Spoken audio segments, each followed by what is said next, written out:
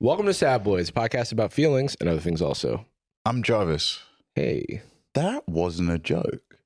I really just said it. This is how I control your mind. Whoa, that was really I'm weird. Jarvis. That was... Oh, now I'm imagining what it would be like to be called Jarvis. Oh, it sucks. In my whole life. Oh, it sucks. Okay, it sucks for most of your life. And then Iron Man comes out, and then it starts sucking in a different way. You get elevated and then you shift to the side. It's like a... But what about phase? No? You can be associated with It phase actually clan. made it even worse. I think I've mentioned how it made my life a little worse. Well, you get tagged for phase clan related Well, things. now I get tagged for some random guy on Twitter who does like politics discourse. Oh, rats. But Dude, that's where you want to be, in the middle of a thread that you don't understand. and then I've also been getting tagged on Twitter for people thinking I'm like Grok. Because people will be like, at Grok, explain this. But then people started doing the meme of like, at Grok, jerk it a little bit. Oh, and so that's... And then they started Jarvis. saying, at Jarvis, actually adding me. Dude, And then now people are replying like, this going to Jarvis Johnson has me rolling. It is like... it's probably when like in like ancient times, how people would have to apply like, oh, that thing in the sky is really bright. It's probably like a guy of some kind. Mm-hmm. Kind of feels like that, where it's like, yeah, as soon as we start doing a joke, we have to do all the same versions of it. We have to think in the same rhythm culturally. Okay, thing starts to be a joke. Reaction to the joke being done too much. Mm-hmm. Bro really said the joke. Oh, man. Meme. Jarvis, stop saying Bro joke. thinks blank. Yeah. Blood really said blank. It's crazy because we are NPCs. Like No, I'm top of the line, dude. NPC has become such a derogatory term, but I do think that at our very core, our behaviors are like a series of canned phrases and heuristics. I mean, I notice it more than ever when I do a podcast. Oh, yeah. That's where I'm like, you know, we edit it. It's not like if there's significant data, actually more than ever is on a stream. Oh, I was going to say, what did we say at the same time yesterday in the meeting? Who knows? Probably the whole meeting. Yeah, it was, yeah, we were Perfect drip sync. compatible. Yeah, I mean, Goatings. it's a meme, but it is like a thing that happens with us a good amount because it's more like, you know, you start to adapt to the rhythms and the jokes of somebody else. it's tennis, right? Like you're just like, yeah, it's just, I know your serve, right. but And it doesn't so- mean I'm like great at tennis with everyone. But it's also like if you get served like a ball. By the way, neither of us know that much about tennis. Yeah. So if somebody throws the if basketball, someone to you throws the basketball in during a tennis game, yeah, then and you know, oh, okay, I'm left-handed, so okay, I need to like back up and then return the serve like this.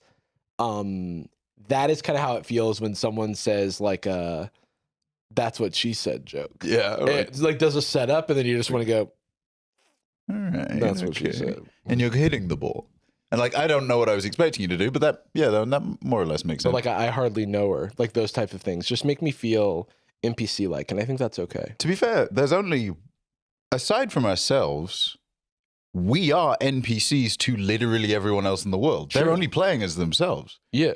That's there's a term Sonder, which I like to define as the realization that everyone is not an NPC and is actually a player character in their own game. But I think the actual definition is like realizing that everyone you pass on the street has an equally complex life as you. And then I like to kind of come back at it and be like, no, wait, but I can game. Can you define Sonder? Don't look it up.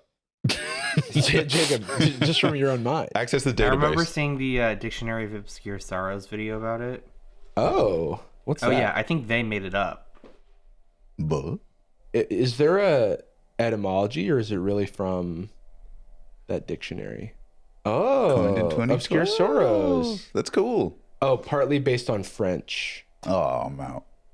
That was really worth Unfortunate. it. But yeah, have you seen their videos? No. I think so. Basically, their whole thing was they would make up words that didn't, or like words for things that like didn't have a word for it in English. English, yeah. Wow. It is. I want to ask something because I realize this is actually a very strange behavior that I have Oh. that I don't intend to change, and I'm right and everyone else is wrong.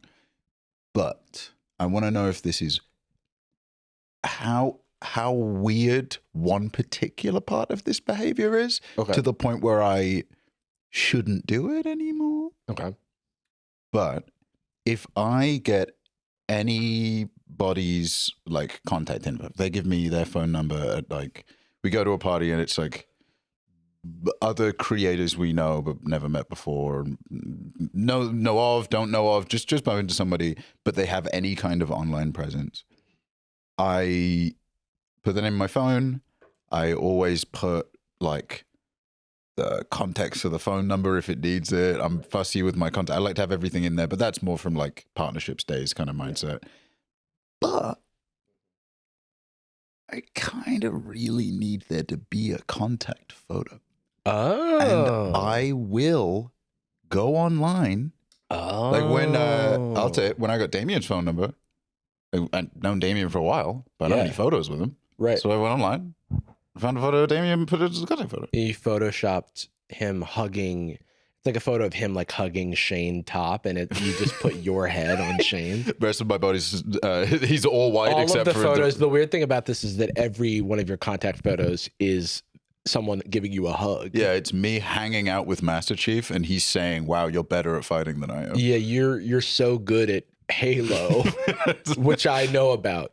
I was like, "This is Anastasia's contact photo." Yeah, why? Okay, is Can't that still Anastasia without? Is that weird? Master Chief. Is that weird? No, I don't think so.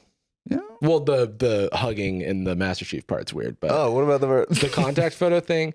We exist in a space where it's easy to meet someone and know them for a while and not know their last name or their real name. To me a little bit. Yeah, and so sometimes I, like for example, our friend John Choi, who goes by or went by for a long time Spooky, because I think he's started going by John.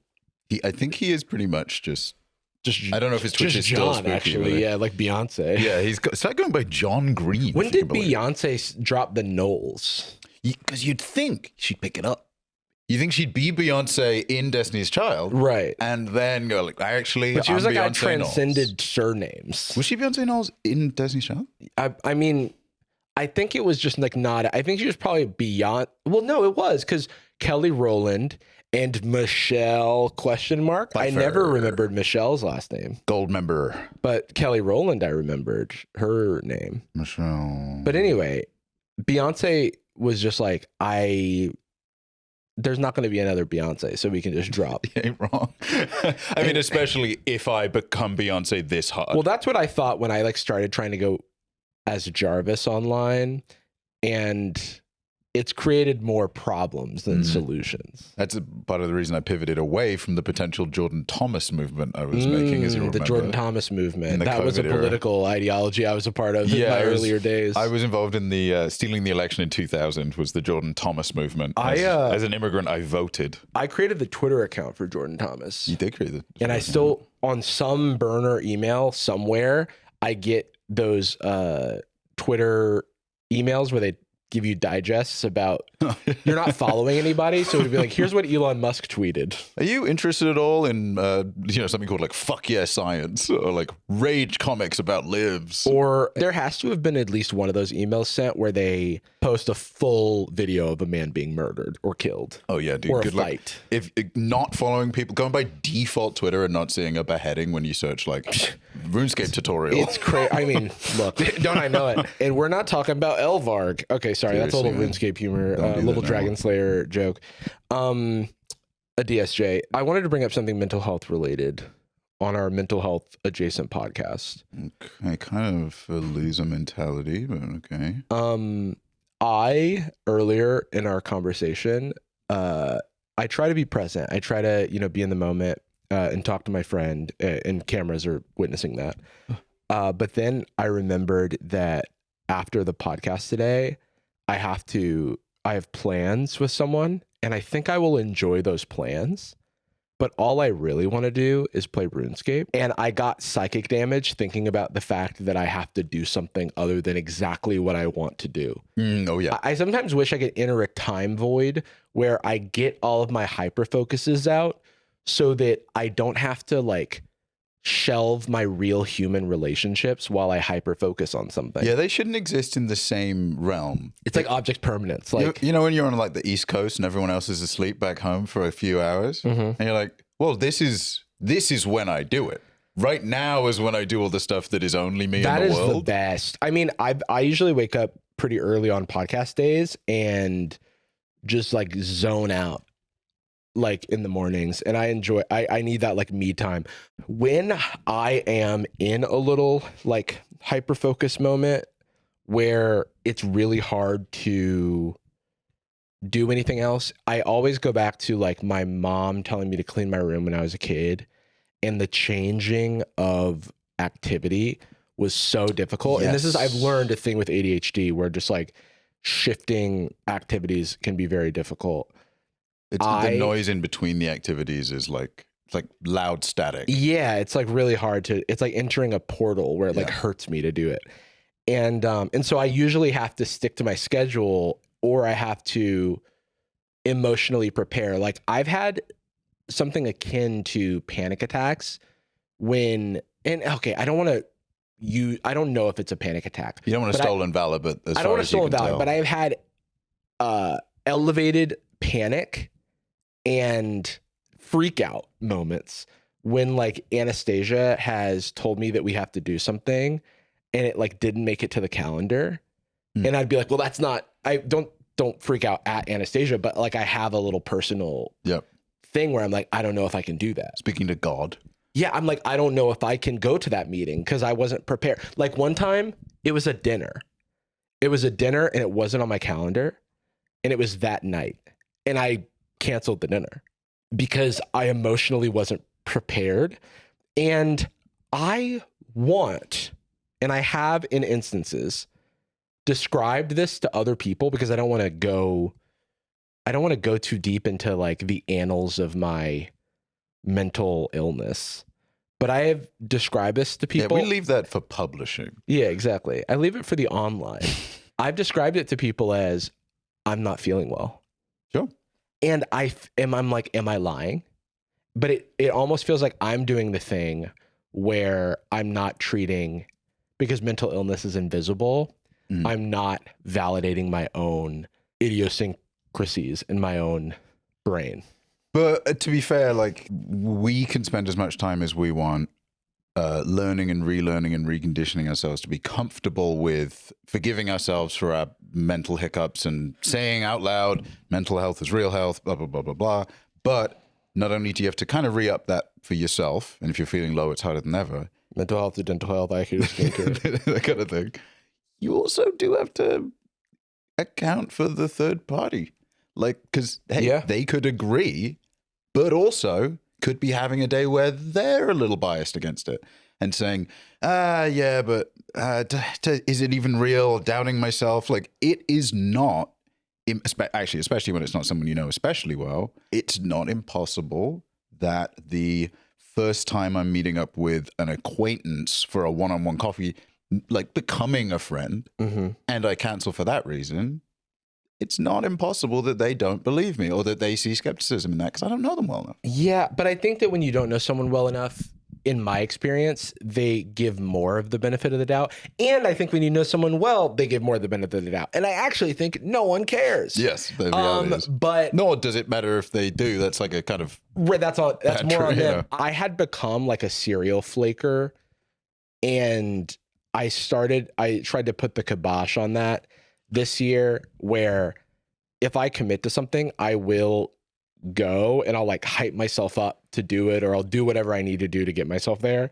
And just because I do respect someone, I try to respect someone else's time as I would want them to respect mine.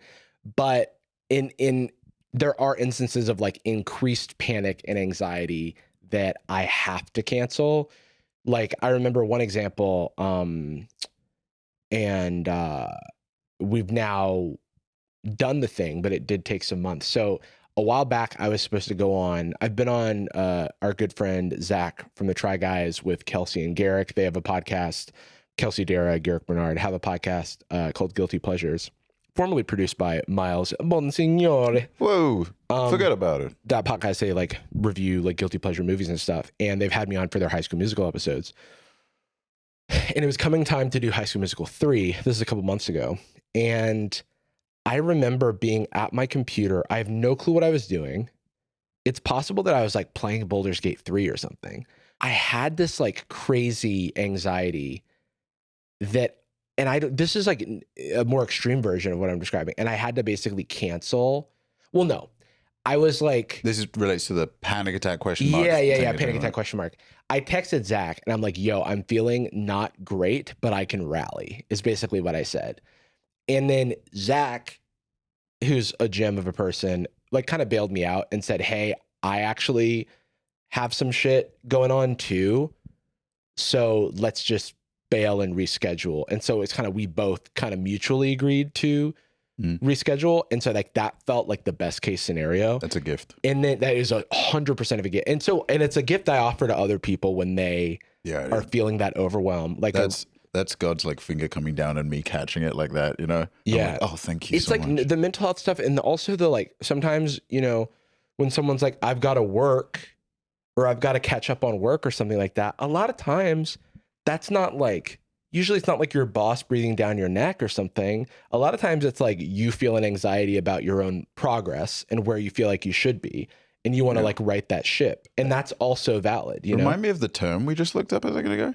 Sonder? Sonder. It kind of feels like an appreciation of that where it's like you have an equally complex life as mine. You have an equally complex life. And frankly, like it's a little bit of a dilemma because sure, they could happen to be a person where that, you know, some people feel like it reflects on the quality of the friendship. Some people don't. It's not a thing where I feel hurt.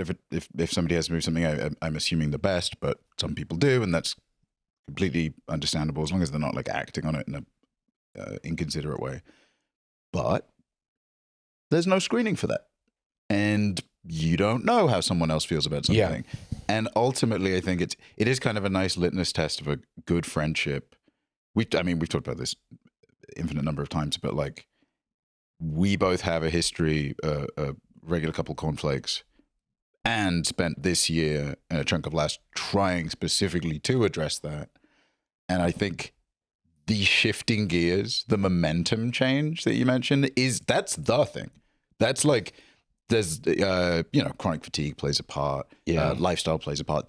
There's a lot of contributors. Yeah. But that shift from zero to hero, that's the work. Like that, honestly, me and Peeps were going to something, we were meeting up and then going to something on the same day as the podcast. So podcast wraps up, Peeps give me a ride, we go get some food, each of us go home, and then we're like texting, like, are we doing this thing? I don't know. And then do we have the juice?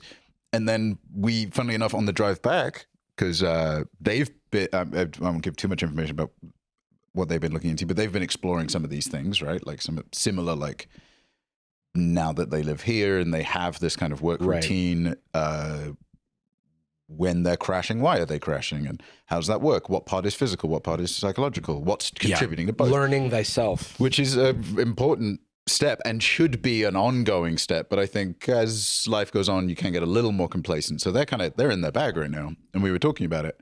And I said similar to this, it is just the gear shift. And it's not that the car's out of fuel. It's not that the car doesn't work, but revving up again, like actually getting the momentum again, is by far the hardest part. That first push on the pedal. And then, hey man, you might get it going, go to the thing, and totally burn out. And sometimes I do. I have a new reputation for not flaking, but also not hanging around at the party for too long. And fighting anyone I can find. Yeah, punching, kicking, yeah. spinning. A lot of the time you're walking, spinning both your arms. I would actually say that Peeps is one of the people I flaked on the most. And I don't feel great about it, but at the same time, we share an understanding. And I think that it hasn't hurt our friendship or our working relationship or anything. And I really appreciate them for that. They're innately very, not in a naive way, in informed and genuinely kind way. They're very like first order assumption is never malice for them. It is always like very generous, I guess. Yeah, generous. Because I mean, it goes both ways, because we were both trying to schedule something recently. And it's like a thing that's fun for friends to do. You know, we're going to like organize some of my Pokemon cards. We're going to look up some stuff. And it's a thing that Peeps like has literally volunteered at card shops to organize. And I was like, oh, well, we could do this thing together and it would be really fun. And it would. And it would also help me do something too. And we were both a little bit of cohabitating. Yeah, we were both doing this like, oh, hey, can we do this time? Oh, hey, I have to go do this thing at this time. And so we like, and then now they're out of town, so they're not here today. But we kept missing each other. But at no point, like when they had to move it, they were apologetic, and I was like, no, that's not how this works. Like I suck. I apologize. No, it's like we're both in friendship. There is like a give and take. I know that like I've done things for Peeps where, you know, something wasn't asked or something was appreciated, and it's not a tit for tat thing. But it is a, like, you know, where your friend's heart is at. And sure, that can be frustrating from time to time. But if you like go forth with it's not an expectation of malice or that someone is acting maliciously. Because I've definitely known people who like do kind of take that perspective of like everything is a slight against me. You can challenge yourself and work on that and find methods to go around it. Because it is just like, you have to choose to be a little bit more generous. And I know people who have like an instinct for that feeling. Very good friends of mine who I've earlier on in the friendship, I would pull away from something or say like, oh, I can't do so and so, blah, blah. And then we would have like a candid conversation after it happened once or twice where they're just like, I just want to check, like, is this weird? Or they would say like, do you just want to hang out less or something? I'm like, no, I genuinely promise on my life, it is conditional and outside of you, and it shouldn't reflect on our friendship or like the connection we're cultivating. Mm-hmm. And from then on, it became like that kind of gave them the tool set to say, okay, great, I won't trust this time right now. Jacob, do you have any thoughts on our discussion of friendship, flaking, and mental health thus far? I, especially like high school and college, I was scared to ask people to hang out. And so like I wasn't the one really initiating everything. Right. Like all of my friends were people who had like initiated hanging out with me or like had invited me to something. Yeah, same. And so I've come to like learn, it's like, okay, this is something I have to like push myself to get better at. Mm-hmm. Because there are people who I like want to be friends with. Right. But like they're never going to know that if I don't like invite them to something. I feel the same way. I want to do more initiation. I think social outreach, I think, is I think the warmest quick thing you can do. Yeah. Asking someone directly if they want to go and do something one-on-one or as a group. Yeah. Is getting like a party invite even is like community. I'm reminded it's like, hey, do you want to come over to the campfire and tell stories about what we think the stars are? I think that one's a guy, you know? Yeah. I think that one's a spoon. That's like hitting like really base, what's it called? A hierarchy of needs. That's just like network, community, shelter, bread, or whatever, vegetables. I forget what it is. There's a level of social energy that I feel like is leaving my body and mind in recent years. And I do want to blame COVID. I don't know if it's fair or right to. I want to initiate, but I'm always so tired. And part of me is like happy that I can force myself to do things, but the instinct, like, I feel like I always am trying to rest for whatever reason. I'm always catching up on rest, whatever. Like, I don't know what's going on. But there was a instance recently where one of our good friends hit me up after I filmed. Like, on days like this, I usually am like pooped after. And I got a text like, oh, and I did like a long phone call with someone and wasn't looking at my phone. And then I looked at my phone, and an hour prior, I had gotten a text from one of our friends. It was like relatively last minute about like meeting up at a bar, and I wanted to go so bad, but I had physical therapy in the morning, and I knew that it was like going to be 40 minutes there, 35, 40 minutes back. I hang for at least an hour. I'm getting to bed somewhat late, and I'm going to physical therapy because my lower back stuff has been I've been dealing with that again. And I felt so much guilt saying that I couldn't make it, which is I don't understand why. And I even like called this friend of ours and left like a really like explanatory voicemail, but it was like all from a place of guilt. It's funny because I was at that thing, right? And I remember one of the friends saying, "Is Jarvis coming?"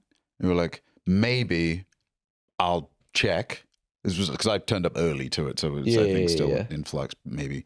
And the only sentiment when we found out you weren't was like, "Oh, bummer, we'll have to catch him soon."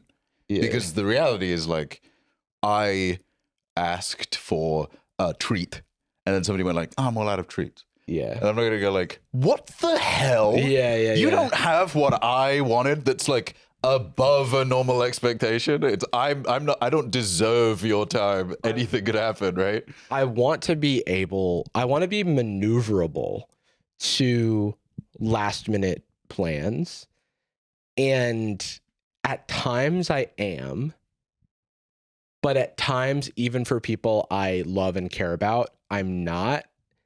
And obviously there were circumstances here that are totally like understandable, but there's always this like perfect version of myself that I judge myself against, where if I was beginning of the day, had my fresh meds, had a coffee, like did my morning stretches, like good to go, if I was in like that mode, I would have been able to rally. And if the thing that's impromptu is kind of close in vibe to the thing I'm doing right now. Yeah. If the gear shift is just 1 to 2. Yeah. It's like, okay, it's a little lift. We're like, I'm hanging out playing Magic one-on-one with someone. And then somebody's like, do you want to come play Commander with 2 people? Oh, dude. Okay. One of the, I was just talking with one of my friends. Unlikely. Yeah. We were like, oh, we need to find another show to watch soon. And I was like, yes, because like we like watched all of Severance season 1 and 2 that had aired. Like maybe this is halfway through season 2, and all we were doing was sitting watching. And I had like my laptop and I was doing my little fiddlies, and we were discussing the show. And I was like, this is the perfect activity that I want to do with other people all the time. But it feels like not a real thing that you can do. Like it's a thing that you can do, but it doesn't feel like real. I feel like if I'm inviting someone to something, it can't be like, hey, do you want to like sit on my couch and watch TV? Yeah. Even though that's a thing people do all the time. That was like the main thing I would do if I invited I'd be like, do you want to come around and we play split screen Modern Warfare? And that was like the best hangout ever. But like, then you get grown up and you're like, I guess I have to go hiking. Do you want to sit next to me on the couch, but like I'm like doing something super AFK in RuneScape? Like I promise I'm not even looking at barely even looking at the screen. I'm gonna be so present, except for every 7 minutes I need to click on the shooting star or whatever. Like that type of thing is like ideal. Okay, Jacob. Okay. Jesus. All right. So, with all that being said, sometimes we talk about mental health on this podcast. And I'm frankly, not to be rude, I'm done. And I'm done. That's enough. Because my mental health has been healed. I've been reborn. Angelic light. Yeah, taking me to the great sky block in the sky, because we saw the Minecraft movie. We did not see it together. I think we all saw it independently, right? Yes. Me and Peep saw it, and then they got ice cream after. It was a 10-year-old's birthday party for them. It was very funny. Yeah, they're 23, 23, yeah. but 10 spiritually. But love. I got in that car one time and I just saw a receipt, and the only thing on it was ice cream. It was just a pot of Ben & Jerry's. There's something so pure about them.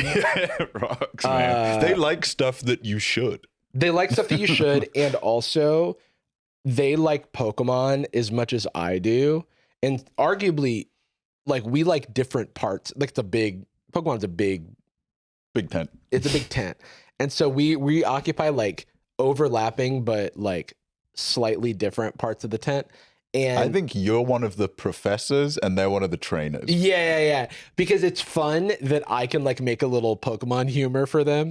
And I could just like, it's like playing to a little special audience of one. And then they're like, I don't know which starter to pick. Yeah, Well, go off I on was your just thinking adventure. about how much I love Keldeo. But anyway, Minecraft movie. I saw it with a friend. Jacob, how did you see the Minecraft movie? I saw it with my friends. Okay, great. I saw it, with all my roommates and a couple other friends. By the way, I miss having roommates for specifically those types of experiences. Actually, funny enough, this was one of the reaching out to somebody for like a bespoke hangout because it's somebody I've been hanging out with. This is not peeps, we're not friends, but this was they're more like a familiar, you know what I mean? Right. You summon, yeah. You can never go too far. If you like get too far away from each other, they despawn. Yeah, unfortunately. Yeah. And then when I've been back 2 days later, they're like, how long has it been? How long has it been? Yeah. My family, are they still alive? Are they still alive? What have I missed? But we went along with another friend of ours, Jim, and we've been hanging out with Jim like a little more here and there. And I felt like, well, it'd be fun to just see Jim. Yeah. Or just text him. We don't even do anything afterwards. It's to go see a movie, have that fun bit where you chat about it 15, 20 minutes outside the theater. And it's like, I do miss that. That was like a high school experience. Yeah. Oh, I got to get Peeps to ice cream. Yeah. Peeps has to go eat ice cream and drive and clearly start having a sugar crash before they get home. They like can't hold the steering wheel. Yeah. Like smelling salts in front of them. But we went into it. I mean, I have a piece I'd like to read. I mean, by all means. I guess I'm a poet and I didn't know it, but okay. If I may, I hate to add to the post-production stack, but if we could play I fully thought you were going to bring out a harmonica and just like blow one note. Somehow a full pair of bongos from the inside of my jacket. Mine, craft who? Me, craft mine. Yours? Yeah. Quote, I cordially dislike allegory in all its manifestations, and have always done so since I grew old and wary to detect its presence. So spoke the immortal words of J.R.R. Tolkien, beloved author of Lord of the Rings 2, and all 3 Hobbit movies, and Game of Thrones, I guess, when you think about it. Okay, he wrote books. He made the guys. Tolkien's work has undeniably contributed to and perhaps even forged the very landscape of modern fiction, not only in the foundations of fantasy adventure, but the foundations of modern storytelling itself. In the past, I'd found myself bracing against the quote mentioned. Cultural reference, theming, metaphor, all these things have the capacity to elevate a work when applied correctly. However, it can also serve as a crutch, a deflection away from critiques of the work itself, as though the text is elevated simply because it's allegorical, because it has theming. Mm-hmm. No, roars the braying mare. Ted Lasso isn't annoying. It's about opening up and friendship and nice feelings and colors and getting the fast pass, and it's funny and it's good. Well, it isn't funny or good, but those things make it good. Sometimes text can be critiqued because of its themes. Mm-hmm. Grapes of Wrath. Mid. Not a Steinbeck head. Fahrenheit 451. Trash. Catcher in the Rye and its sequel, Oopsie Daisy, Sorry About John Lennon. Trash. You know what the so-called master of the craft, J.R.R., never managed to do? Craft. Steve. Chicken Jockey. He never crafted Steve. Never did it once. Not even one time. Aragorn's considered to be kind of the modern heroic archetype, but his fit was trash, and bro couldn't game. Garrett Garrison, the garbage man. Who was the? Aragorn. Oh, Aragorn. Garrett Garrison, the garbage man, nay, garbage legend, will hold a place in historical canon that puts Achilles to shame. Achilles' fit was also trash, and he was bullshit. Future scholars will likely mock and discard the Iliad and the Odyssey, along with all staples in fiction, without the bravery to include a creeper or a little guy on that chicken jockey. I am Steve. Remember that shit? Homer doesn't. Homer didn't do shit, basically. Yeah, and not Homer from The Simpsons, Homer from the Odyssey. The real bro, at least formerly. I don't even remember him anymore. We've burned all of that shit Alexandria burned to the ground again. Again. Because now all I care about is the Minecraft movie. Homer couldn't spot the Minecraft movie with the Hubble telescope. Oh, shit. The film is perfect in its execution. And if you hated it, it's because you're scared of having fun and caring about things. How about you stop taking L's and being whack and start eating snacks with me and Jack Black? Keep your complaints. Keep your complaints to Discord, kitten. 6.5 to 7 out of 10. Literally tell me why this is different than Inside Out 2. Is that like your letterboxed? I should start a letterbox, post that only, and then never open it again. Thoughts, vibes on the movie. I mean, okay. We should say we have not discussed You text the group chat and said, just saw the Minecraft movie, screaming, like running around. I experienced fleeting moments of utter disbelief. It is an experience. I went in not knowing what to expect because I hadn't seen anything other than the trailer. I think we talked a little bit about it. I think during the trailer, we were like, why did they even go with a real people angle? What are you thinking? There's no way the compositing will be amazing. I do remember hearing some stuff through the grapevine from sources I cannot name that it's got some sauce that maybe has some something it's working with. When you kind of look into it, you're like, oh, the director of Napoleon Dynamite? Interesting. That seems like an odd. I didn't know that. That's not just like a jobber, you know what I mean? That's not like some... Yeah, I had a few experiences, like when I saw the screenplay credit had 4 authors on it, or 4 screenwriters. I was like, is this a movie that has had a screenplay in just in hell hand to hand? And and then I looked at the Wikipedia production, and that is exactly what happened. I mean, of course, if there was going to be a Minecraft movie made expediently, it would have come out 10 years ago. The first attached director was Rob McEnany. How do you say his name? McElhaney, yeah. From Always Sunny? From Always Sunny, yeah. He was the first attached director. That is such another strange choice. Yeah. So there's parts of your monologue, your review that your poem, I did relate to. A lot of it is in describing if the movie is good or bad. I think the answer is yes. Oh yeah. And also no. It is keyword being movie. This is movie mindset.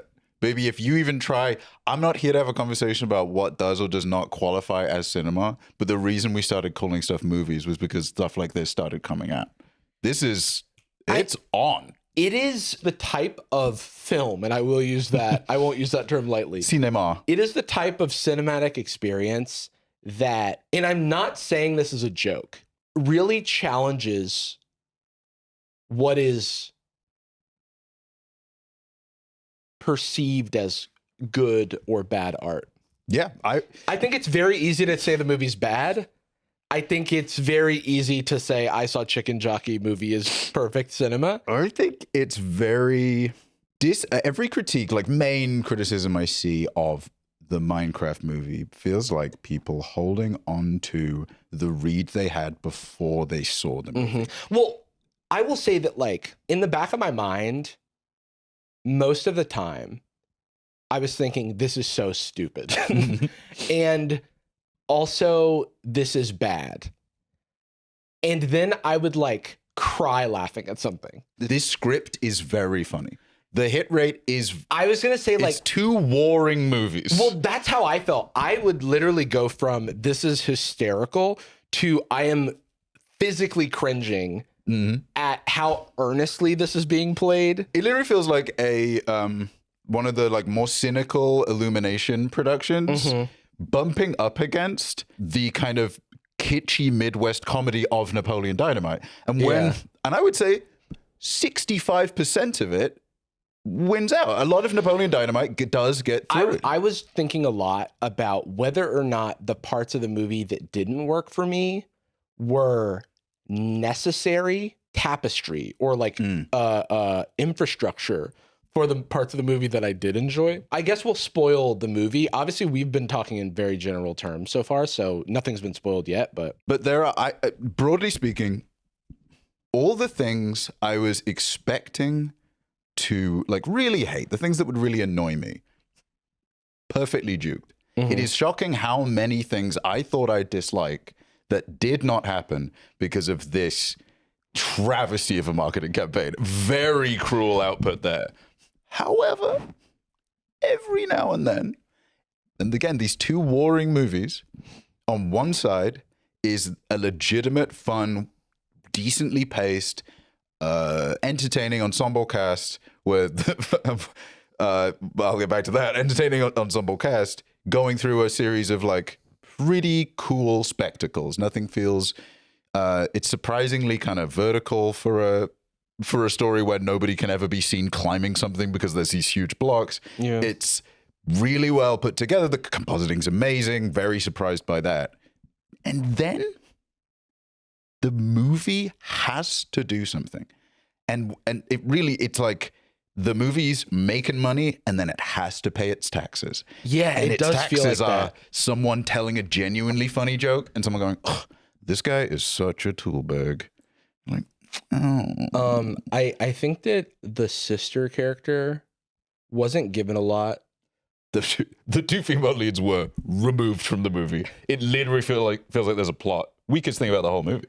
Well, that was the crazy thing, is that like the sister gets a lot of the like emotional grounding, but it means that in this like wacky ass movie, she has to do all of these scenes that are like about heart and love and care that she has to have for her brother, and while not sharing the screen with him for basically half the movie. Yeah, and then just like none of it lands for me.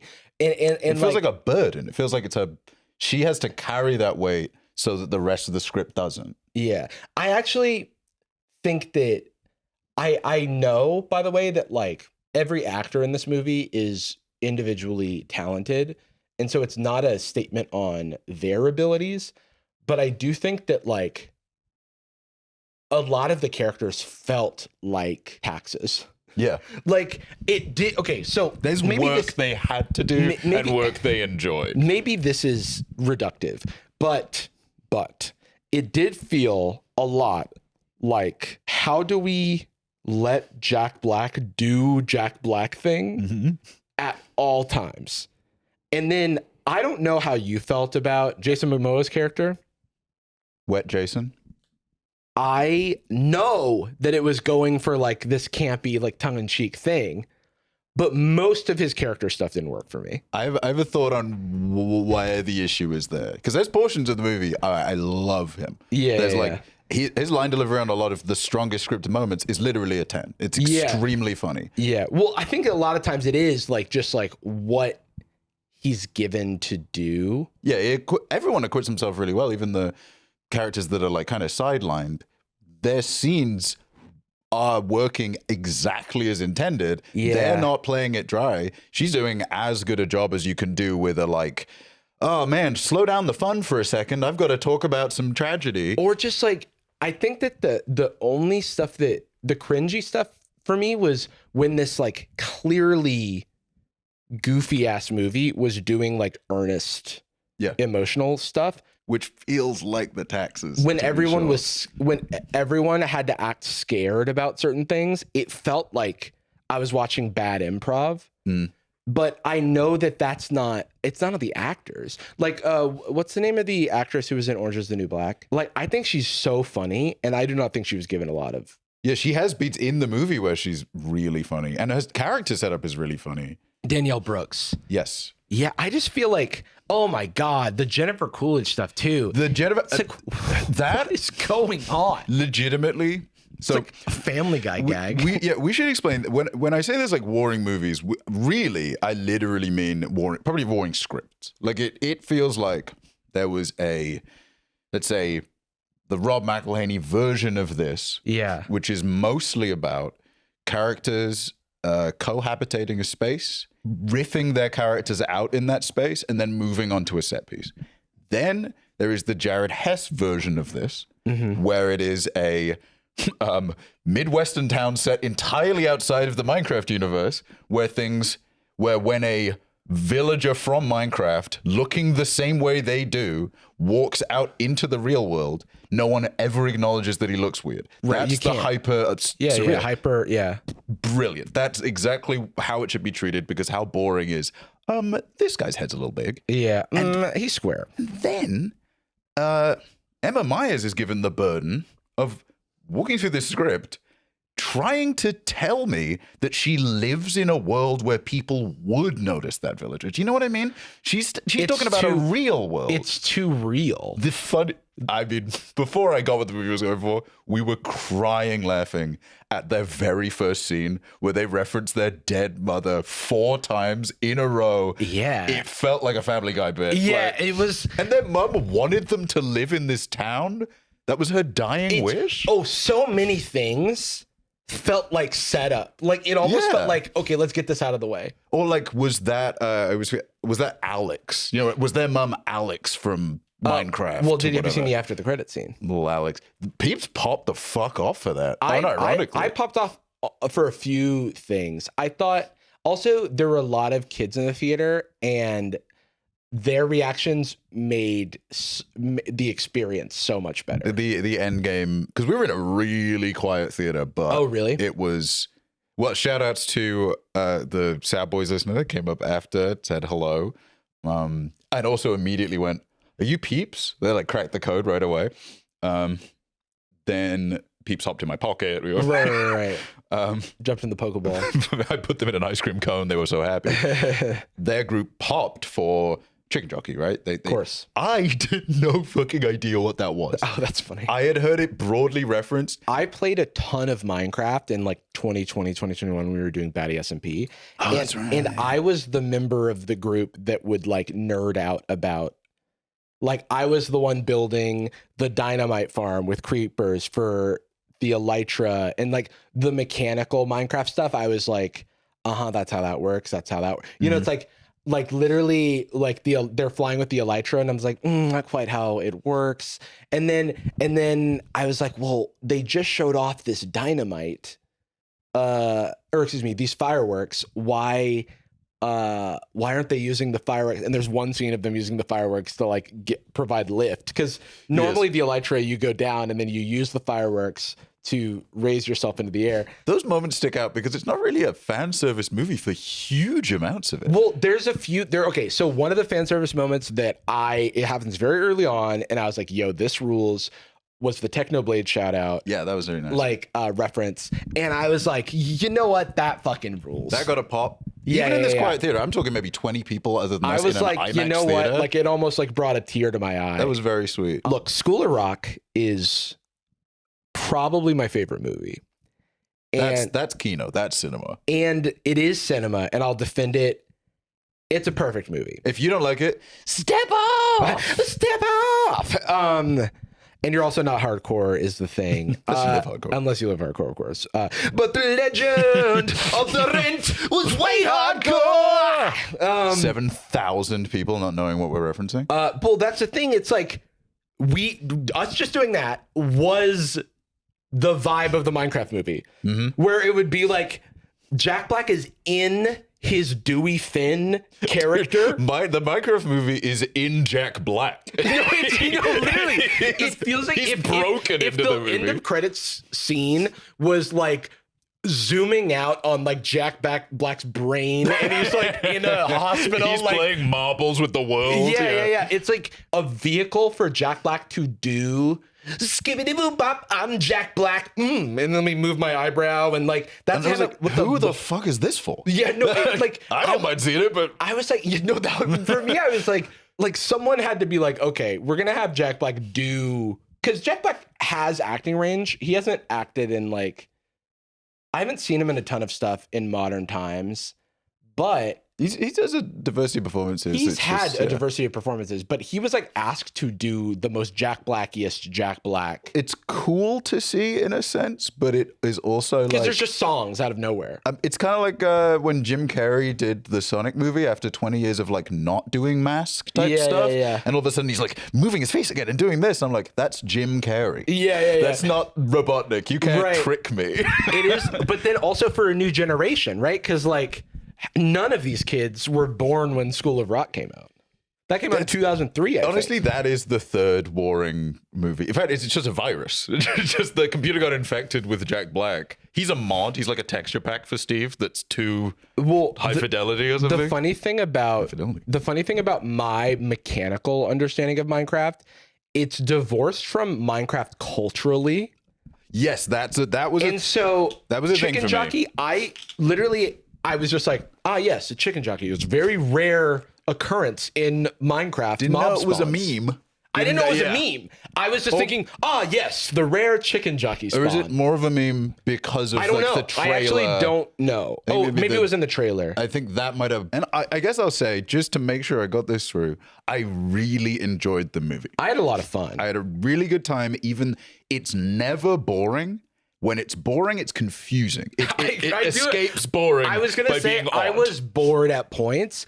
It was the points where we had to do formulaic plot progression. The movie's creeping on an hour 50. It's long. And it could lose 20 minutes minimum. There's just so much backstory that I'm like, what's the name of the antagonist woman? Good the Piglin Queen. Dude. What's her name? She's great. I just have no idea. She's great, but like the backstory. I was like, okay. Yeah, that was weird. I was like, okay. A lot of it. So you guys watched any Parkour Civilization or those kind of? I've watched the entire thing twice, both for drinking games, and it's it's so if people don't know, it's one of many servers that a YouTube creator will make with around a gimmick, and often it's like a Hunger Games type thing, and sometimes it's in this world everything's gray, but we found a block that turns it into color. The balls for this movie to open with the longest. This has the exact same tone as it. Okay. I was like, it was like the longest narrated opening. It's crazy. I was like, when does the fucking movie start? It is. It's like in one of those Star Wars Family Guy parodies where the opening script keeps going for a really long time. The thing about that is that it's going on for so long that it becomes funny again. Yeah. You know? That's the thing is it's tonally mismatched. Like when, jokes aside, I said I was implying there's no allegory in this movie. It is what it is. But there's allegory in any story because that's kind of at this point it's conventional. You don't even the way that the typical 3-act structure of a movie forces themes into it. It do you ever have that feeling where you fail at something but then you get good? You can't escape it. This movie is at its weakest when it's abiding by the rules of what it's supposed to be, and it is at its best when you're like, wait, am I watching 15 minutes of Jack Black explain his life experience, which begins with him as a little kid wanting to work in the mines. You might. And then there's an old man there who says, "No kids in the mines." Growls at him with a lion sound effect. And then he comes back as Jack Black. And the guy's the same age. Yeah. And they never explain why he wanted to work in a mine. No. Because it doesn't matter. No. The movie is here to go. It's happening. It's now. But then there's parts where I go, because it doesn't matter, did it even need to be explained to begin with? Because I feel like so much of this movie, I'm like, would it have been a more adventurous or less adventurous movie if it went the Mario or the Lego movie approach? Yes, yeah. You know what I mean? Because I'm like, they took this big swing with the live action elements of it, and I'm not sure if that, for example, I don't think Jack Black's performance translates to a digital character. Yeah. But would we have been able to skip a lot of exposition? And I was like, Jason Momoa's performance would really struggle in animated form. But that's because these are not voice actors predominantly. Yeah, and it is its own craft.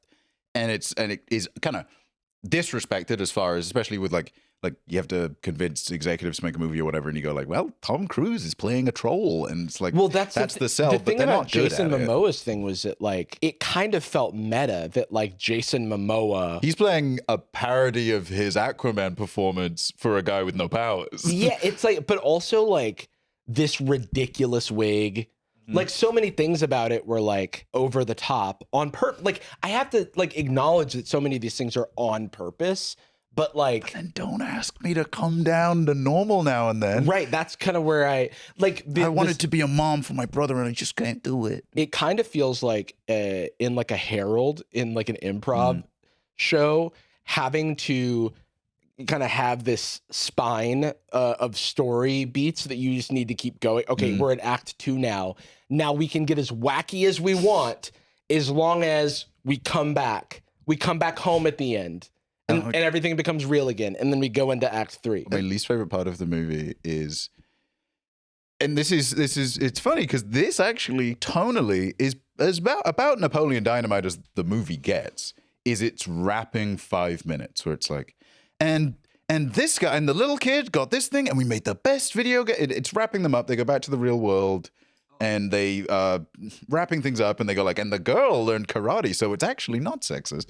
They do all of that. And I was watching that and I'm like, the movie's over. The movie's been over. It just feels obligatory. And every time when the movie is not following the rules that it has to, I literally was sat there and being like, it's crazy that this came out. It's crazy that I'm seeing this. No, my thing, I posted on my Instagram story, and people were like, "I can't tell if you're saying it's good or bad," and I'm like, "Exactly." My caption was, "Why was this the way that it was?" For this many rotations of the script, it should be bland. That should be the result. It felt like something that was trying to burst out of a traditional structure, and at times it succeeded, and it was incredible, and then at times it was confined in a prison that is the fucking Joseph Campbell like hero's journey. They're just trying to you know what I mean? Do you remember the very specific era? Granted, it's still prevalent now and then, but the very specific era where 3D was the selling point. The 3D is where you start, and then the movie's built around it, and it would just be like, look out, that kind of stuff. That's a little bit what the movie feels like, except it's the interesting part of the movie going like, oh, let me out. It's literally, go it's crazy. almost like Frozen and Carbonite, like trying to. Well, Han. There was like, I think the first time. Well, I think I fucking burst out laughing multiple times in this movie, but mostly with the movie. With the movie, but like the movie was making a joke, and I went, haha, good joke, and then sometimes I'd be like, ugh. This is such a like almost cringing. Tapping like, my watch now and then. Can we move past this? And then because I know the movie can be better. Yeah, well, I've seen it be good. Like like this is such a dumb joke, but Jarvis here, excited for that. He's like inexplicably a savant at like building that also inexplicably translates to Minecraft, which is, I'm like, if you're gonna you explained so many things that didn't need to be explained, but for some reason, this kid is a mad scientist. But anyway, when he builds a rocket and then the bullies like cut the cord and it goes in the thing and it implodes. I literally saw that and I'm like, Jarvis would have loved that moment. I died. So he's a genius creative kid. He goes to school. It's his new school. His mother's dying wish was to move to bullshit Idaho for some reason. There's a giant potato chip mascot because the core industry of this mining town is potato chips. This is where the movie is good. And they did 9/11. Literally, it is the most high fidelity, realistic looking explosion I have seen since like Tenet. I couldn't believe they did that. Like I truly was beside myself. They fly the jetpack into a so the bullies cut the red cord or whatever, and the jetpack and then they go, oh, it's not gonna start, like, because they cut it and I'm like, oh, this just won't work. And I guess it was the guidance system. Yeah, they cut the remote control. Whatever it was. And it flies clumsily into the distance. This is like minute 15 of the movie. And it's right after the voiceover section ends. And then it smashed into the legs of this giant potato god, this false idol that falls, and it hard cuts to Jennifer Coolidge's principal character saying, well, thankfully nobody died. And it is... the movie honestly kind of hurts itself by opening with a lot of its funniest shit. Like it is really good. And then also like the very end gag of the movie before like the And you're probably wondering what happened to everybody. Where she's like, I have a knife. I can't like, say I am, honestly. I can't say I'm gonna do it. And then she's like, and then it is. That is like Lonely Island core. And then that they do it again. I was like, dude, that's so fucking funny. They do it again with no music in the background and without a comedy cut. The edit was very good. It's so funny, and I'm like, the wide shot of getting it out, just smacking it. It's just, the thing is, I experienced such high highs and then such like random boring valleys. All of the funniest things in the movie are mostly completely unrelated to Minecraft. And it's not to say the components of Minecraft don't make it funny. Like, the way the villagers are is funny. They're able to get some comedy out of their weird Mr. Bean energy. Yeah. But they don't have to be the villagers from Minecraft. It's just a fantasy world, right? Yeah. This could be Zathura or whatever. But the jokes, when the the villager subplot feels so, and this is a compliment, so 2000s comedy. Yeah. That whole section, like, for people who don't remember this beautiful, terrible era of comedy movies, there would, more often than not, in a straightforward 90% sitcom, 10% obligatory drama, there would always be a C plot that never ties back Complete into the non other stuff. sequitur. It's like a short film attached to the movie. It's literally like kicking a can down the road. It's like you're just like, and now here we've kicked the can further down the road. It's a Scrat in Ice Age. Yeah. It is like, well, he doesn't like use the acorn to save Sid or something. It's a mini ABC like it's just like you follow another arc. But what's crazy is that being in the movie when the movie is already pushing its length. It's like they must have felt like that was so important. Yeah. And it's like that's what's interesting about it, because I'm like, I like that it's here. I like that it's here, but like how did this stay in? How did they do this? Because you can cut that entire part out of the movie. Dude, they paid Jennifer Coolidge millions of dollars for this role. Also, Jennifer Coolidge is unique in that I cannot think of a single actor that could have done that, because every line delivery, Jennifer Coolidge has this like ability to make you feel like you're in a dream. Yeah. Like just because I'm playing Bloodborne. Her line delivery is just like during this, like she can play this like cartoon. Like it's almost like Jack Black is a real life cartoon. Mm-hmm. And Jennifer Coolidge, and I'm saying this not that they are this, but they have this range, right? To be, because like obviously Jennifer Coolidge's character in White Lotus is a cartoon, but like Jennifer Coolidge's character in American Pie is a cartoon, right. Loops. And so and Jack Black can do cartoon, Jennifer Coolidge can do cartoon, and like Jason Momoa wasn't always selling it to me. Like for me personally, but he's a Midwestern comedy surrealist loser character. Jack Black literally is animated, like he's so physically active. And then Jennifer Coolidge is like Adult Swim cartoon. Doesn't have to move around a lot to do it, but you're right. It is dreamlike, surreal, and like that sequence in particular, I was just like, wait, that's the movie. Bring the movie back. Could be that. Don't be it all of the time, but this movie can't exist in the same place. Be like if it was like Napoleon Dynamite's up doing his dance or whatever near the end of the movie, and then someone, instead of just carrying the tone all the way through, someone stood up and went like, and then like piano playing in the background. You know, we've all learned a lot today.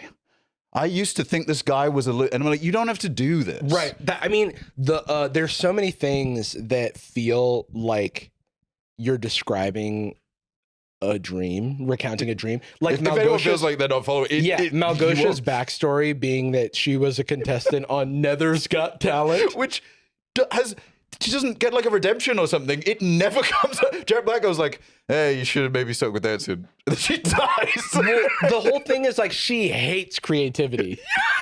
Okay? Which isn't really the theme of the movie. It's like no one's creative aside from the little boy. It's and also he's creative. He is the least creative character ever, because he's a intuitive genius at crafting. His jetpack the first time was right. Yeah. He didn't learn anything. He's an intuitive genius at crafting who is not allowed to emote the whole movie. Yeah, he's a Mary Sue. The entire time he's just like, I built it. I built this. I made it. It feels insane now it's a gun. for someone to claim that he's the lead of the movie. Right. That feels crazy. It's not like I'm sure he's a great actor. Like, yeah, he does it's a just good like job. he was given Mary Sue. Yeah. Like he's Link, dude. He doesn't have any lines. Like that's basically what it feels this like. This movie needs two fewer leads. It needs There's two so people many... to be removed.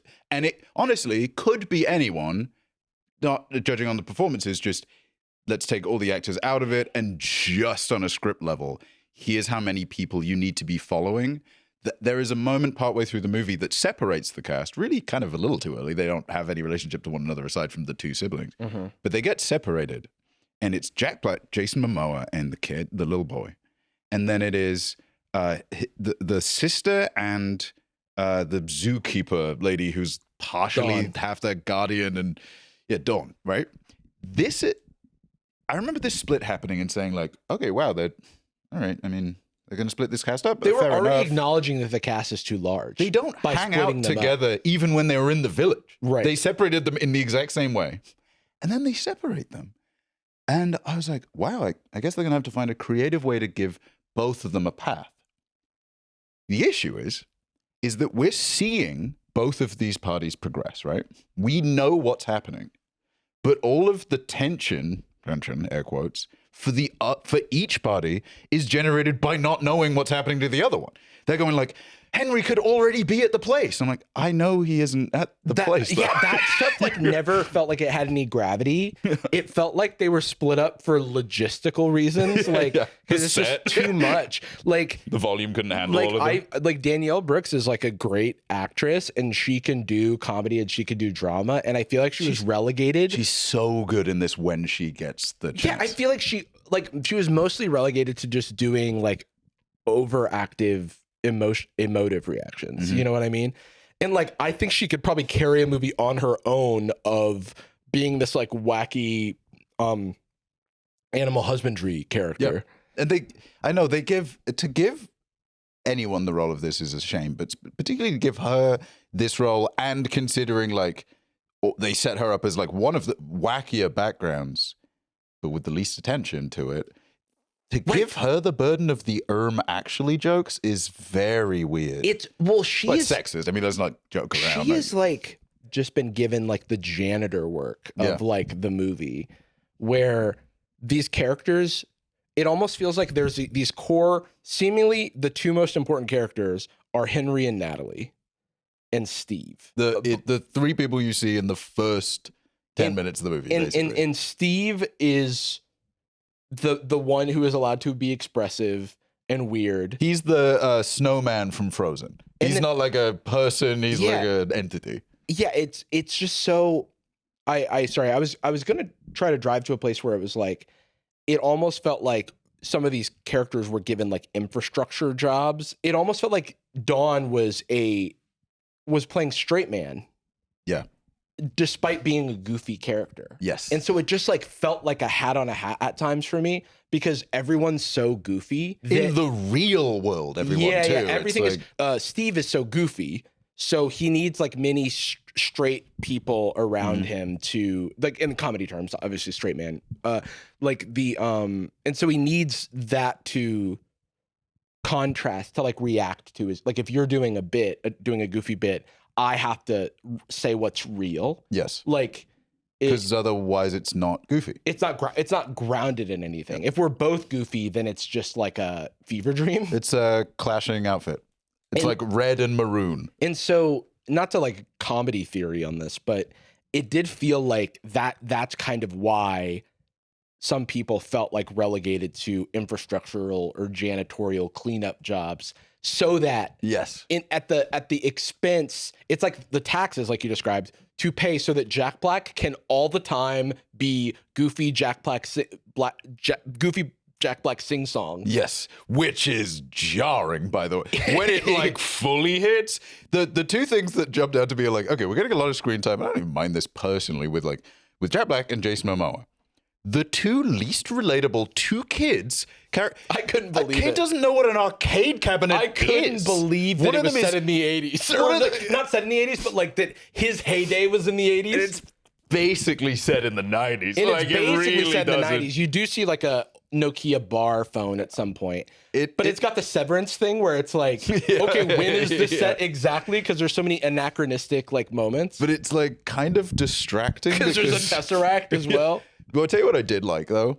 I did like that Minecraft did not exist in this world, because then the referential humor is A, like going to be way too prevalent, but B, I do, as little sense as it made, I did enjoy the fact that they do a pretty good job of simulating a kid's first experience with Minecraft in that first 2 days. Like, the kid is panicking. He suddenly realizes he can punch a tree. Kid brain. And again, it's not like a one-to-one because you're not panicked and there's no adrenaline. But a kid brain does go like, oh, I can punch a tree. And they make a house out of just the tree. They don't punch anything else yet. They punch the tree because that's what they've gotten used to. Then he builds a janky, kind of wobbly house, panically. Yeah. I like that. It was just fun. like weird that, to me, that this character that's so important is like doing all of this like non-verbally. Like he's like, And then every character around him is like, he's amazing. And that honestly would be a funnier character. Like a really quiet little kid who's just like a savant. Like he's amazing at all of it. The kind of ensemble of everything felt like out of, like the tempers were out of whack. You know what I mean? There's ill humors in this movie. Yeah. It needs bloodletting. Yeah, there's like there's too much malice and not enough whoa. Yeah, this needs alchemy to be fixed. But it is genuinely, I'm glad the movie's doing well, because the pieces I would like to stay in the zeitgeist, the tone of it, the weird choices, it's always nice to have a case study of something that succeeds in the mainstream that's a little weirder. Yeah, it to me kind of felt like a little like Madam Web, because like Dakota Johnson knows what her performance is in Madam Web. Like, it's not an accident that it's so awkward. But it's just like, because of how it's played, it like almost feels like, oh wait, like what are they doing? Like as if these aren't professional actors who have dedicated their lives to this craft. And as though the takes aren't being chosen by bad editing. And right. And so I think that I ended up landing, like, I feel like it would be fun to watch in a group. I had a fantastic time watching Madam Web, and the movie is a 2 out of 10. I had a fantastic time watching Minecraft, 6.5, 7 out of 10. Just because of like, there's actual merit that I objectively enjoy and respect creatively. I like that there's no like video game UI. I was expecting that to be a part of it. I like how kind of liberal it is with the rules a little bit. They like make new stuff. They make new stuff. I was like, how does he know how to do whatever? You know what I mean? Just, like, he makes his own. He's like, he's like, I think, what does he shoot out of it? Popcorn or something? Tater tots. Tater tots. Which tater tots and llamas are both things in Napoleon Dynamite. That felt maybe a little masturbatory. Like when Jennifer Coolidge's character was going through a divorce, I was like, this isn't a White Lotus reference. I was like, this kind of feels like one. It's warring movies. You're not obviously obliged to go out and see it, but if you really want to and you don't mind chucking a probably absurd amount of money at a movie ticket, I can endorse it. I think you'll have a good time. It is interesting. Like if the goal of going to the theater is to have a good time and get on a ride, basically, and like, be glad you went. Like, I feel richer for the experience. Because that, going back to what we initially started with, which is like, what is the role of cinema? What is the role of a movie? Like, what is this art form, right? Like, I think that it's so easy to cast this movie off as bad. And I think that like, that's only half of it. I think it's a little, it's like intellectually kind of lazy. It's also like very cathartic to dislike stuff. Like it's very easy and fun, and it's very difficult to post a funny meme about something you enjoy. That's just the fact of it. And you can't farm likes by having a nuanced take on something. Yeah, I mean, I posted a story of me pretending to cry and saying, first we mine, then we craft. Yeah, that's like, but the easier joke is like, chicken jockey. Seriously, guys? Yeah. Because that's like easy to access. But there is legitimate trade here. Like there's legitimate work. There is, in my opinion, a bell curve of media literacy, air quotes, / cynicism about movies, whatever. Right at the beginning, you don't engage at all with that kind of stuff. You don't care about it. And then right as you start to really care about media literacy and the abject assessment of art without necessarily even having the capacity to do it to the level you're talking about, that's when your, I guess the y-axis is having fun. It peaks right here and you're not having a good time. And then right on the other side, where you understand how movies are made, you appreciate them for what they are, you assess things based on components, not only vibes, but you also appreciate vibes because there's a reason that this isn't a Wikipedia article. Right. It is a sequence because that tickles something in your lizard brain that you can't really articulate. Putting those two things together is when you'll not only have the best time, but I think have the best insight about it. It feels like a musical album where there's like 5 hits and 5 misses. There's some skips, and there's some skips, but you go, oh, but this is a bop. Like this is a top 10 hit. And I think if I had the album on in the background and one of the kind of misses comes on, I don't rush to my phone to skip it. I just go like, oh, I'm not crazy. Okay, the single just started. Well, because the other thing, you talked about the like sort of wider context for this movie. I can't help but think about, like, as I'm looking back on the movie, I can't think that this is some sort of singular work of genius where everything is intentional. And I also can't think of it as this complete slop fest where it's paint by numbers, because I think that the reality is somewhere in the middle. But I can't ignore the fact that the script was rewritten multiple times by more than 4 people, but like at least 4 people credited. Notes from 100. And those 4 people are a part of 2 separate writing groups. Like it's like 2 people wrote the screenplay as like a writing duo, and then 2 people took on the screenplay and rewrote it, you know? And then it got digested through a production. And at every part of that, there were things that production was giving notes on 100%, because this movie has a $200 million budget. Any movie with a $200 million budget, I mean, I think so. It's like 150 million or something like that. Yeah, it's up there. Not accounting for marketing, of course. Yeah. And so when a movie has a budget like that, you know the production is like heavily giving notes back and forth, right? And so then it starts to feel, 150 million estimated. So then it starts to feel like there are pastiches, segments, things where the studio is like, this has to stay in. So then that becomes a keyframe or like a pin, and then you have all these immovable pins that you have to keep in place. And then the rest of the movie can happen around that. And everything that escapes that, everything that manages to bleed through should be celebrated. Because that's the victory. It's kind of how I felt watching Lost, where I'm like, I get people are upset about how it ended and blah, blah, blah. But like the fact that this even got made and even ended, like it's like you have to put yourself in a place and time and understand like how many moving parts there are. How many people had to be killed because they drunk drove in real life? Yeah. They had to be, and they didn't die in real life. They just got fired and had to be killed. Or people who didn't want to live in Hawaii. Yeah. You know what I mean? Like, and so it seems to be a movie that is constantly teasing redemption, but not for anything. Well, because you don't do anything. Even Steve's big decision at the end, what are the stakes of that? And he didn't do anything wrong by living there. No, he didn't do anything wrong by living there. He was imprisoned by Malgosha, and then he's finally broken out of his prison, reunited with his dog or whatever. Or at a certain point, he was reunited with his dog, and now his dog's like. He let I didn't understand that either. I'm like, why is the dog going with her? Yeah, I don't know. Well, yeah, the dog left because she animals, and then she gave bone to. And if you give bone to dog in Minecraft, it loves you. I did laugh your out dog, loud because they done it obviously like a preview of look Bone. Yeah.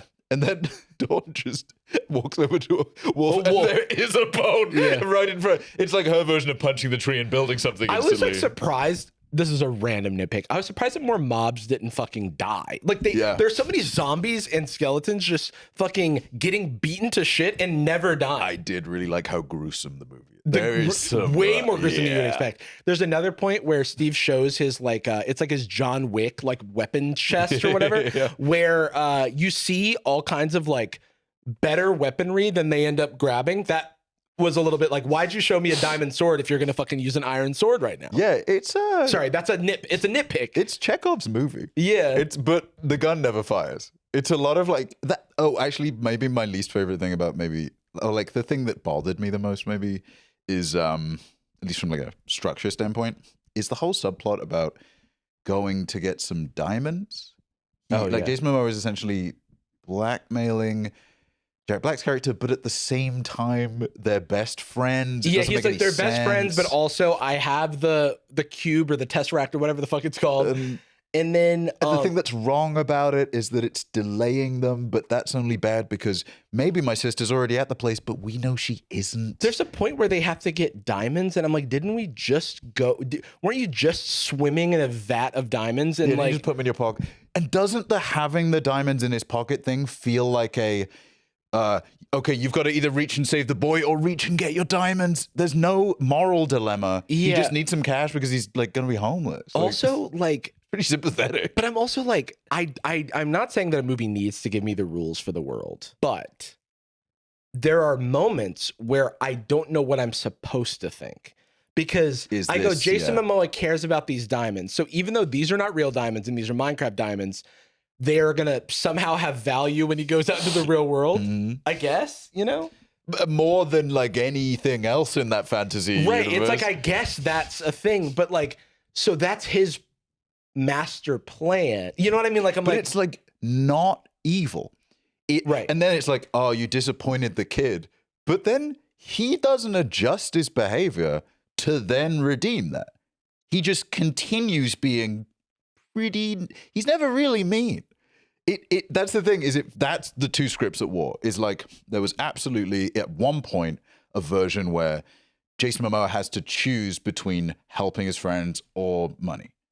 But then another version of the script gave him a pretty understandable reason that his finances are in trouble. And then another version of the script made it so like, oh, we think he died. But then he comes back and redeems himself. But he's like, well, he already kind of redeemed himself by sacrificing himself. Also, like, there's no arc. The like Storage Wars scene. With Jermaine Clement for some reason. Where he's like, oh, this has this like Sega console that's worth a lot of money. In this universe, sure, whatever you want. But like, rare consoles aren't worth that much really ever. unless you sell it for today's money, but you are in the 90s and inflation would and I'm like, wait, so this Atari thing is from maybe 15 years ago. Yeah. It reminds me of the there's a plot point in Steins Gate, the anime, which I love. Also has flaws, yeah. Where they need to get this old IBM computer because it's the one that can do time travel. Basically, it's the one that this time traveler named John Teeter like spoke about needing to go back in time to get because it's important. But the movie is like weirdly averse to character conflict. Like it seems like very against anyone not liking each other. Him and Jack Black are best friends instantly, but he's also blackmailing him, and the kid loves him and he admires him, but he finds him annoying. But for all of that lack of conflict, the video game violence is more gruesome than I would have expected. Like, Jermaine Clement wants to be his friend, and Jermaine Clement's very funny. So it works. He wants, that's like his carrot and stick was, I'll sell this to you. Wait, no. And then he doesn't. Yeah, they just do a regular auction. He goes like, well, I was about to do Jermaine Clement's real accent, but he's doing like, well, I'll make sure that you get it. And then they do a normal auction, and he has to pay $900. Yeah, that's what I didn't understand. Like, someone's like, I'll do $1,100. He shoots him with a gun. like that part didn't make sense to me because I was like, what sort of solid did you just do him? I'm sure if people have not seen the movie, I'm sure this is listened to regardless because we're just messing about, but like, I can't express, if you're feeling like, wow, there's a lot of movie in there. There's been several times where I've remembered a bit or a joke or a set piece. I've gone like, is that in the movie, or am I thinking of? It feels like a bunch of like tips of icebergs where like, where like I feel like we just moved past it, but I could ask a wealth of questions. One criticism, one thing I genuinely didn't like, and it's just like a trope I'm really fucking sick of, is two best friends, but this is kind of gay. Like, when they're like, they have to hold each other to get through like a hole. The 69 scene. Yeah, that was just like, okay. I'm gonna clench my butt to get closer. And I'm like, okay. It felt very 2000s. Yeah, is the joke that it's gay? Is that what we're doing? I don't, because for that audience, right? Like, that can't be, Well, maybe in a PG version. I don't know what the truly cannot imagine a kid enjoying this movie. Aside from the Minecraft references, this is, and I feel like even emphasizing, I really like this movie.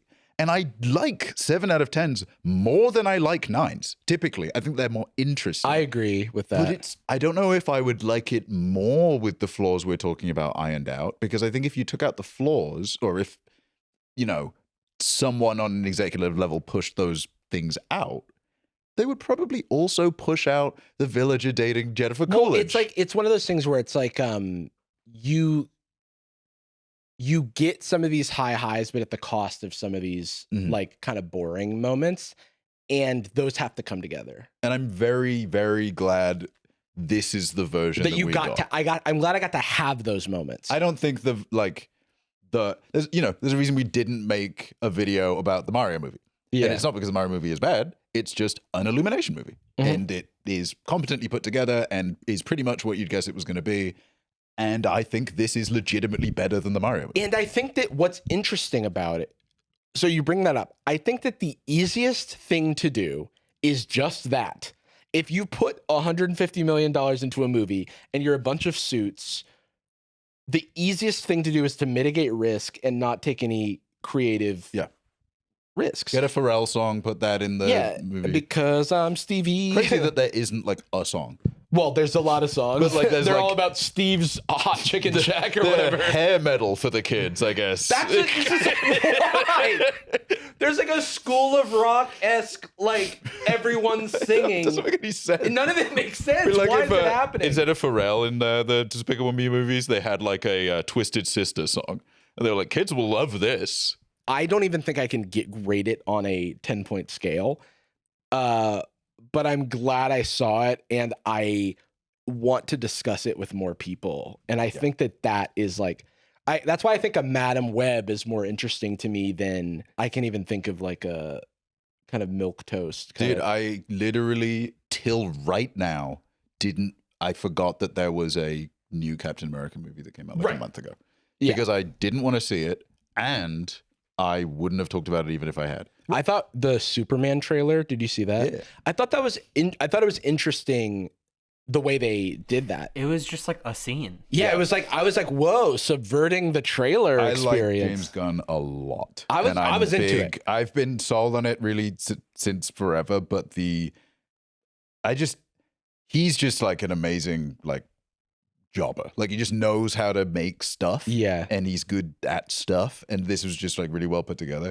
But I remember sitting and watching that and being like, God damn, the people, the Snyderverse type guys who complain about how this looks are, to me, exactly the same as the TikTok people are like, yeah, this movie's just references about Minecraft. I'm like, oh, I watched a video recently about the criticism that Family Guy got from South Parks and Simpsons of the world early on about it just being references and just being gags. Can we put some respect on gags a little bit? What the hell is not this? Everything in Family Guy is funny, but hey, I love a bundle of gags. In a lot of ways, this did feel like a bundle of gags. Yeah, dude. It's an EDM album. Yeah. It is exactly what you're expecting, and it's that for exactly as long as it says it is. It is a Minecraft flavored Oreo. Yeah. You know what I mean? Where it's okay, Oreos are back with a new flavor. I mean, next time I get Oreos, I'm probably just going to buy them. I'm probably just going to get regular Oreos, but this is cool, I guess. This is fun. All right, they're shaped like creepers, which I would eat. So we had a whole other topic planned for this episode, but we could not stop talking about the Minecraft movie. So you should go see it. Not sponsored if you're interested and want to engage. But also on Sad Boyz Nightz today, Peeps couldn't be here today. And so we asked Peeps, rest in Peeps. So we asked Peeps to record a video about their thoughts, and then they recorded a 15-minute film. So we're going to also listen to that and get their Gen Z take. I mean, because we're also young in our mindset. Because we're also young. Jacob, you're Gen Z, yes? All right. Yeah, you count. Understood. But okay, we shouldn't. We shouldn't call I've that. changed my mind. Ooh, I just thought about how I have to do something after this, and then I was like, I don't want to. Cusp. But anyway, we end every. Well, Jacob, do you have any parting words about Minecraft movie? No. Thanks, Jacob. We end every episode of Sad Boys with a particular phrase. We love you. And we're sorry. Boom. Boom, like creepers. Nice. From Minecraft. What is that? That could have gone either way. No! was He's throwing destroying. Oh my God. He's Could you imposing break that chair? legitimate damage to the Dude, we still have like 24 interviews to go. I've been talking to everyone today about the incredible improv moments that went on. Yeah, we know. What was your favorite moment? That It's you funny because improved? we didn't hear this part of the video, but like we could have guessed because all they talk about. It's all anyone can ever talk about with these movies because it, like, the thing people don't like admitting about acting is it's mostly waiting around. Yeah. It's literally doing like 2 shots and then sitting in your trailer, and they can't talk about that. Gucci girl, how you doing? How you moving, girl? Moving, girl. How's your day looking? That future girl, yeah, we on now. Take my money, go away, all you want it. Get you rich from me.